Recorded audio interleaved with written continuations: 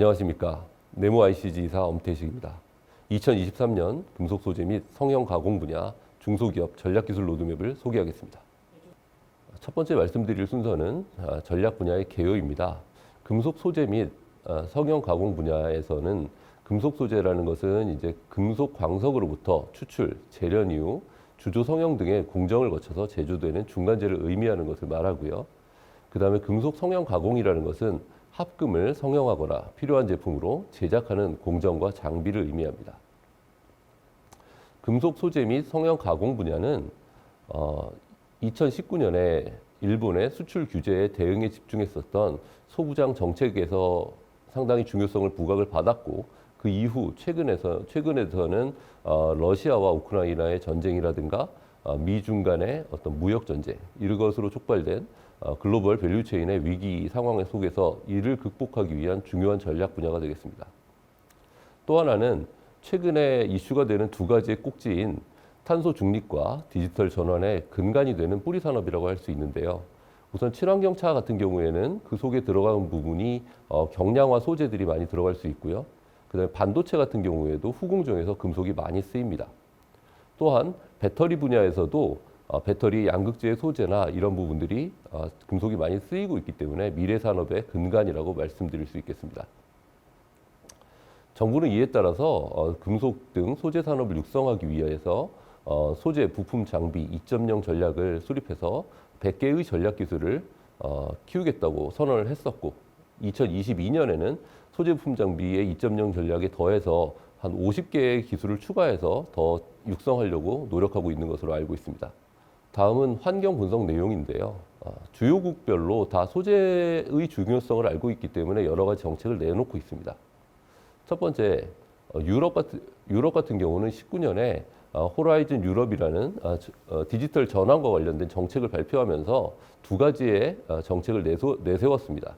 첫 번째는 리더십의 확보 및 기술의 자립화. 두 번째는 사회적, 경제적 혁신 촉진. 이렇게 두 가지였는데요. 그 중에서 리더십의 확보 및 기술 자립화 부분에 소재 분야가 포함되어 있었습니다.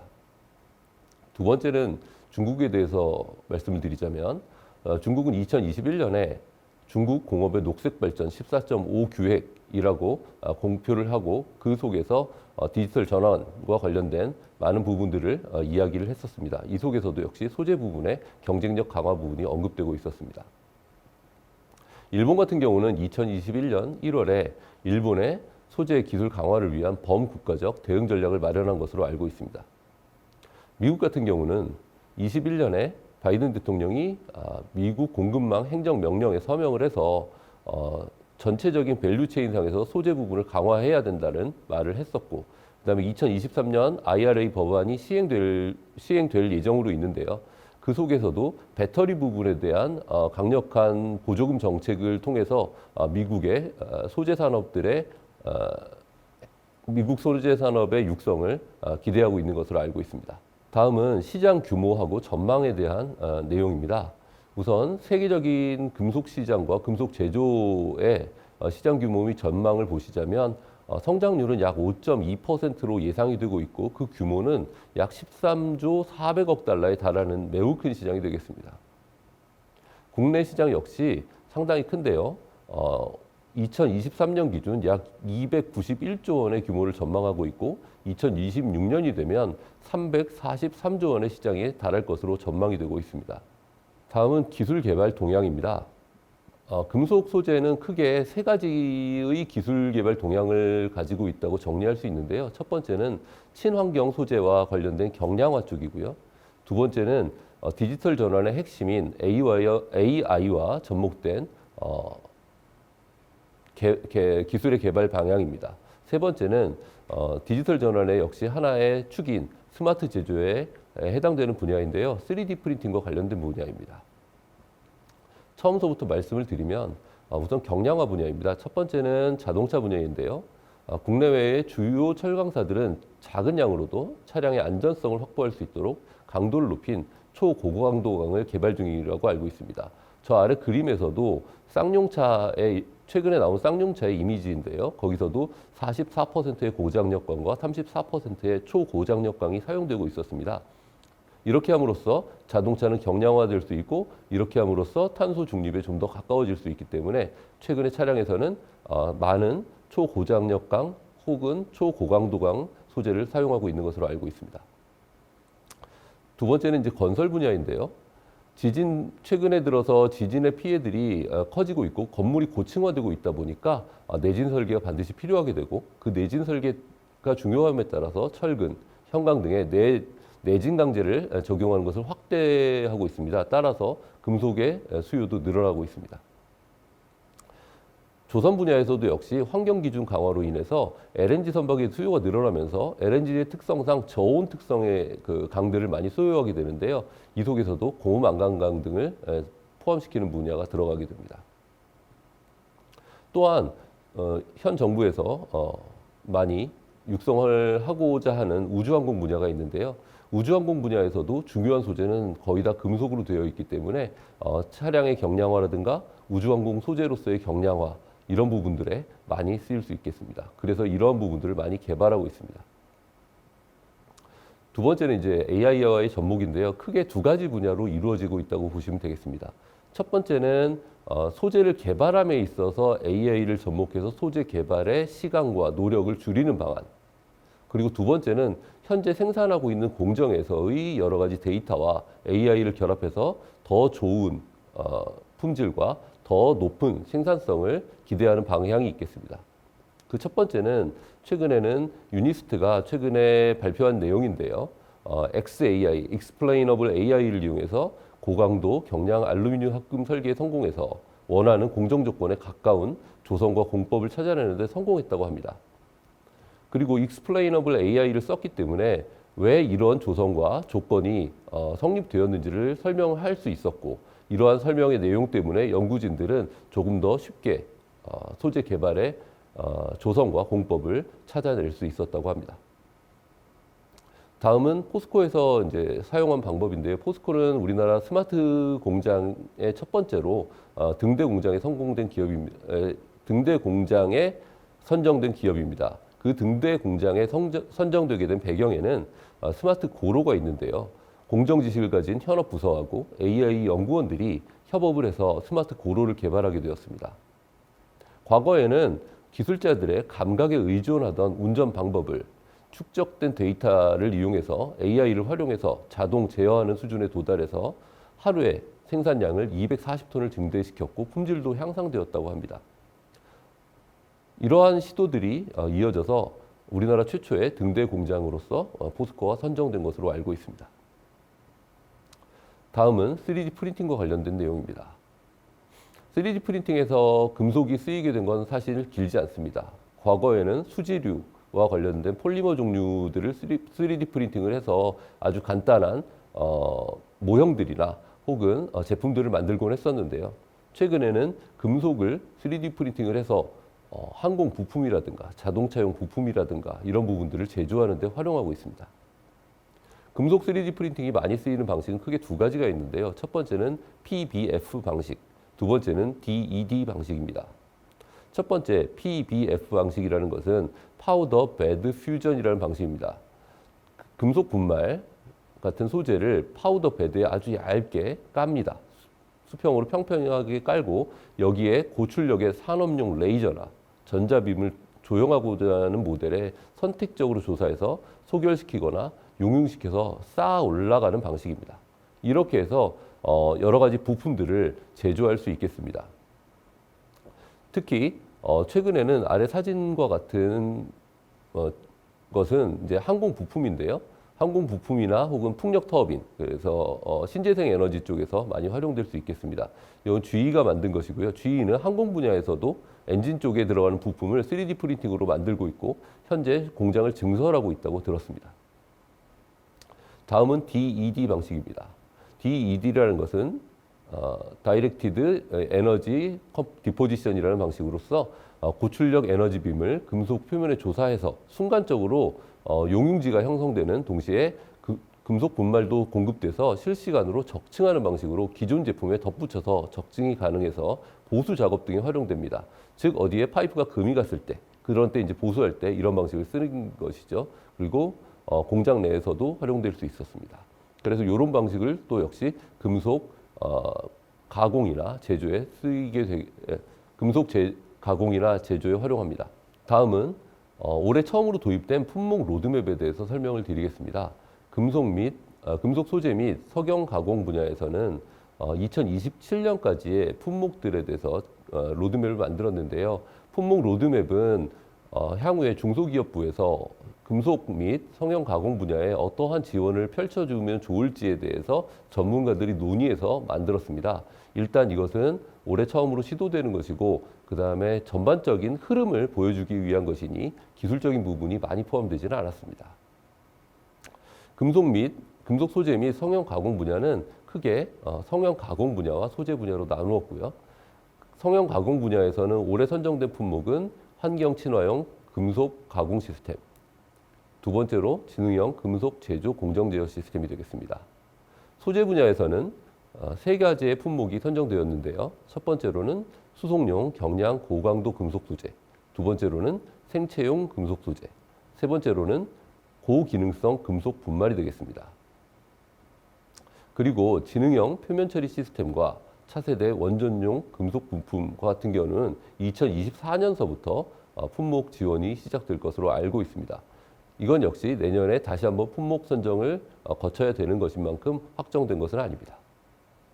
다음은 소재 분야입니다. 금속 소재 분야인데 여기서 전자 부품용 방열 소재와 차세대 반도체용 금속 소재, 반도체에서도 금속 소재가 쓰이는데 후궁정에서 쓰이는 것으로 알고 있고요. 그런 것을 의미합니다.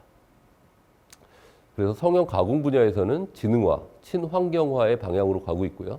금속 소재 분야에서는 고부가가치 금속에 대한 개발, 그 다음에 디지털 전환에 대한 대응, 이렇게 큰 방향으로 흘러가고 있습니다.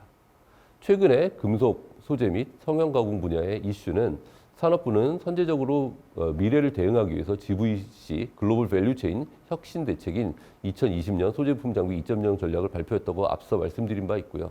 이거에 따라서 최근에 관련되어서 과기부도 역시 소부장 분야에 65개를 선정을 해서 더 소부장을 키우겠다는 의지를 가지고 있습니다. 예, 다음은 선정된 품목들에 대해서 간단한 품목의 정의와 기술 개발 전략, 그 다음에 핵심 기술에 대해서 설명을 좀 드리겠습니다. 첫 번째, 생체용 금속 소재입니다. 생체용 금속 소재라는 것은 생체용 인체 내에 매식돼서 단기간 또는 장기간 손상된 인체의 조직이나 기관의 기능을 치료, 대치 혹은 회복시키는 데 사용되는 금속 소재를 말합니다. 스테인리스강, 티타늄 합금, 크롬기 합금, 마그네슘기 합금 등 생체용 소재가 갖고 있는 생체용 소재가 있겠습니다. 이러한 소재를 이용해서 인공 관절이나 임플란트, 골절 고정용 플레이트, 인공 슬관절 등에 널리 사용되고 있습니다. 최근에 많이 시술되는 임플란트가 가장 대표적인 예가 되겠고요. 그 다음에 무릎 수술이라든가 고관절 수술에 뼈를 대체하는 그러한 도구로서, 그러한 재료로서 많이 쓰이게 되겠습니다. 기술 개발 전략으로는 첫 번째는 치과용 임플란트 분야가 기술 경쟁력, 원가 경쟁력이 필요합니다. 그래서 그것과 관련된 기술 개발 전략이 필요하고요. 두 번째로는 정형외과용 임플란트인데요. 말은 임플란트지만 사실은 삽입되는 모든 것을 임플란트라고 부르기 때문에 정형외과용 임플란트라고 부릅니다. 정형외과용 임플란트는 대부분의 현재 수입에 의존하고 있습니다. 그래서 이러한 것들에 대해서 기술 개발을 통해서 국산화를 하려는 전략이 필요하겠습니다. 국산화 전략이 필요하겠습니다. 세 번째는 형상 기억 합금이나 마그네슘 합금의 경우 아직 상용화가 부족하고 연구 단계에 있는 것으로 알고 있습니다. 이러한 부분에 대해서는 산화경 과제 등을 통해서 기술 개발이 필요하겠습니다. 다음은 관련 품목에 대한 핵심 기술 리스트인데요. 첫 번째는 생체 재료용 신금속 소재를 만들어야 된다. 두 번째는 시험 평가 기술이 좀 확보되어야겠다. 세 번째는 금속 적층 기술이 확보되어서 임플란트 분야에 활용되었으면 좋겠다. 세 번째는 표면 처리 기술이 확보되어서 내부식성이라든가 고강도 표면 처리를 하는 것이 필요하다. 이러한 의미가 되겠습니다. 다음은 환경 친화용 금속 가공 시스템에 대해서 설명드리겠습니다. 금속을 가공하다 보면은 먼지가 배출되고 혹은 슬래그가 나오고 수염 등이 나오고 그다음에 그 냉각에 쓰이는 폐유라든가 폐수 등 이런 것들이 나와서 환경을 오염시키거나 작업자들의 건강을 해치는 경우가 발생을 하게 됩니다. 그래서 이러한 것들의 량을 줄이거나 혹은 배출을 되지 않도록 만드는 그러한 가공 시스템을 의미합니다. 여기서의 기술 개발 전략으로는 첫 번째, 유해 물질을 저감할 수 있는 소재 및 공법을 개발하는 것입니다. 두 번째로는 고품질과 생산성 향상을 위한 용접 공정의 적용 기술들을 향상시키는 것입니다. 세 번째는 고효율 에너지 공정을 위해서 용접 장치 및 관련 생신 기술을 개발해서 효율이 높아지면 자연스럽게 가공 시간이 줄어들기 때문에 이러한 유해 물질을 배출하는 양이 줄어드는 것을 의미합니다. 핵심 기술 리스트로는 유해 물질 저감형, 용접용 전원 플랫폼 기술, 두 번째로는 친환경 블레이징 접합 기술, 세 번째로는 이종 소재 확산 접합 기술, 네 번째로는 유해 물질 저감형 부품 제조 공정, 이렇게 핵심 기술을 뽑을 수 있겠습니다. 다음은 고기능성 금속 분말에 대한 것입니다. 고기능성 금속 분말은 과거의 금속 분말 같은 경우는 소결의 소재로만 쓰였습니다. 그런데 이제 최근에는 새로운 기술들이 접목됨으로써 3D 프린팅이라든가 금속 소결로만, 과거에는 금속 소결로만 쓰였습니다. 하지만 최근에는 3D 프린팅 기술들이 발전하게 되면서 그 원료로서 금속 분말이 많이 쓰이게 되고, 또한 금속 분말이 가지는 장점들이 새로 발견되면서 이러한 부분들의 품목들이 선정되었습니다. 경량화, 기능성, 고경도 등 특수 용도의 금속 계열의 분말 소재들을 품목으로 선정하였습니다. 이것의 기술 개발 전략으로는 첫 번째는 고기능성 분말 제조의 수율 증대가 필요합니다. 그리고 국산화를 위해서 금속 분말 제조 장치의 원천 기술 확보가 필요하고요. 두 번째로는 고부가가치형, 고기능성 분말 시장의 창출과 조성, 공정, 시장 연계를 위한 산학연 연계를 통해서 그러한 고기능성 분말을 개발하는 것이 필요하겠습니다. 세 번째로는 기구축된 인프라를 활용해서 분말의 특성 평가를 위해서 산학연 연계를 통해서 개발 소재를 검증하고 기업 간 연계 촉진을 해서 해외 수출을 할 수 있도록 하는 것이 매우 중요할 것 같습니다. 여기서의 핵심 기술로는 고온, 내부식 및 내마모를 위한 코팅용 분말, 그리고 두 번째로는 3D 프린팅용 경량, 고전도 금속 분말, 세 번째로는 자성 금속 분말의 설계 및 성형 기술이 필요합니다. 다음은 수송용, 경량, 고강도 금속 소재에 대한 설명입니다. 이 품목은 경량화, 고급화 및 고성능화 수요에 대응하기 위해서 기존의 부품보다 가볍고 고기능화된 금속 소재를 의미하는데요. 여러 가지 금속 부품 중에서도 여러 가지 금속 부품을 또한 가공하는 부분도 역시 포함되어 있습니다. 기술 개발 전략으로는 첫 번째는 경량 부품의 원가 절감과 경량화, 가공 편의성 향상을 위해서 압연 및 압출 공정의 전후 공정과 융합된 새로운 가공 공정의 기술 개발이 필요하다는 점입니다. 두 번째로는 등온, 등속 압출 시스템을 통한 단면 형상이 복잡한 고기능 박육 압출제 정밀 압출 공정 기술이 개발이 필요하다는 점이고요. 세 번째로는 산학연 연계를 통한 경량 금속 소재의 국산화, 자급화에 기반한 압연 압출 기술의 개발이 필요하다는 것입니다. 이것 이외에도 다양한 금속 소재, 경량 금속 소재가 필요하다는 것인데 현재로서는 대기업들이 많이 장악하고 있기 때문에 금속의 압연 및 압출 공정 기술 쪽에 좀 치우쳐 있는 것을 양해해 주시기 바랍니다. 핵심 기술로는 복합 압출 기술, 두 번째로는 이종 재료 압연 압출 기술, 세 번째로는 고강도 경량 금속 구조 부품 압출 기술, 네 번째로는 복합 소재 적용한 경량 외장 부품 제조 기술이 되겠습니다. 마지막으로 소개드릴 품목은 지능형 금속 제조 공정 제어 시스템에 대한 것입니다. 본 품목은 주조, 압연, 압출, 절삭, 적층 등 금속을 성형 가공하는 공정에서 센서 기술, 제어 기술, 인공지능을 이용하여 공정을 최적화할 수 있도록 설비를 제어하는 시스템을 의미합니다.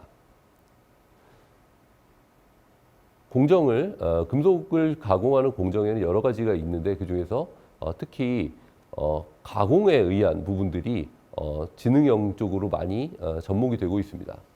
그래서 기술 개발 전략으로는 첫 번째는 생산성 및 비용의 개선과 고품질을 보장하기 위해서 ICT를 연계한 기술 확보가 필요합니다. 두 번째로는 수집 대상이 되는 데이터별 가용한 최적의 센서를 식별하고 센서 자체의 이상 탐지 및 캘리브레이션에 대한 기술 개발이 필요하게 되겠고요. 마지막으로는 AI 기반의 데이터 분석 기술을 금속 부품 제조 공정에 적용하기 위해서는 금속 제조 공정 도메인의 전문가와 데이터 분석 전문가의 연계가 필요한데 이런 부분도 지원이 필요한 것으로 알고 있습니다.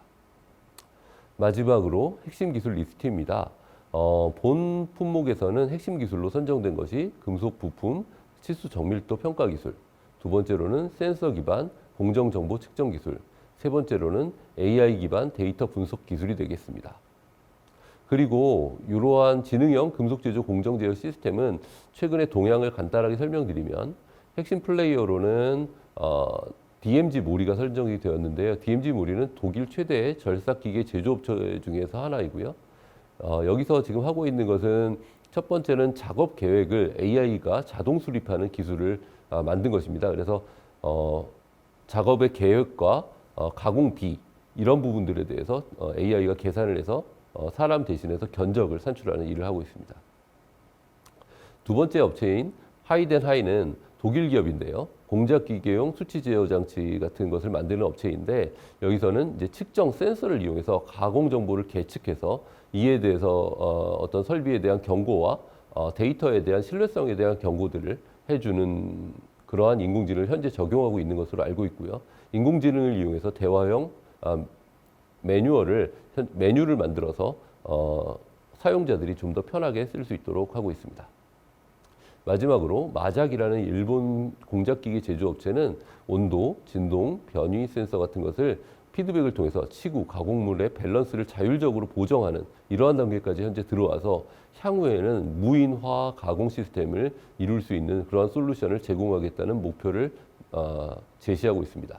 지금까지 2023년 중소기업 전략기술 로드맵 금속 소재 및 성형 가공 분야에 대해서 설명드렸습니다. 감사합니다.